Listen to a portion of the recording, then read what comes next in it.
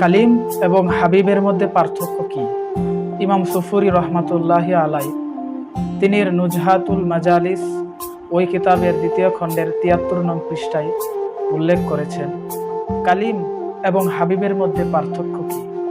তখন আমার আল্লাহ হযরত মুসা আলাইহিস সালামকে বললেন, হে মুসা, কালিম এবং হাবিবের মধ্যে পার্থক্য হলো, কালিম হলো তিনি যিনি যাবতীয় কাজকর্ম করেন আল্লাহ পাকের সন্তুষ্টির উদ্দেশ্যে, আল্লাহ পাকের সন্তুষ্টির লক্ষ্যে।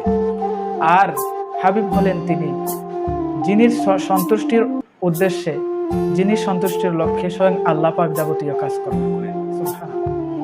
এরপরে তিনি আবার বলতেছেন, আল্লাহ পাক বলতেছেন আবার যে, হে মুসা, কালিম হলো তিনি যিনি আল্লাহ পাকের ভালোবাসা কামনা করেন, আর হাবিব হলেন তিনি যার ভালোবাসা স্বয়ং আমি আল্লাহ পাক কামনা করেন।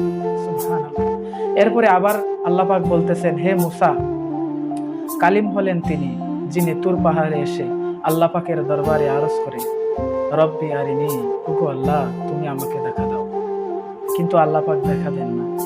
আর হাবিব হলেন তিনি যিনি নিজের পবিত্র ঘরে আপন পবিত্র বিছানায় শুয়ে থাকেন, আর আল্লাহ পাক সমস্ত ফেরেশতাগণের সর্দার জিবরাইলকে আদেশ করেন যেন সমস্ত ফেরেশতাকে নিয়ে আমার হাবিবের বাড়িতে গিয়ে গভীর রাত্রে আমার হাবিবকে আমি আল্লাহর নিকট দিদারের জন্য নিয়ে আসে, যেখানে কোনো মাখলুক যাওয়ার সুযোগ নেই।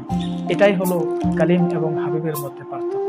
খুবই আফসোস এবং পরিতাপের বিষয় এই যে আমাদের বর্তমান সমাজে কিছু নামদারি আলেম রয়েছে যারা নিজেদেরকে নবীজির উম্মত হিসেবে দাবি করে, কিন্তু তারা আমার রাসূলের সম্মানকে খাটো করে, তারা আমার রাসূলকে দোষে গুণে বড় মানুষ বলে এবং তারা নবীজিকে বড় ভাইয়ের মতো বলে। মূলত তারা কখনো নবীজির উম্মত হতে পারে না।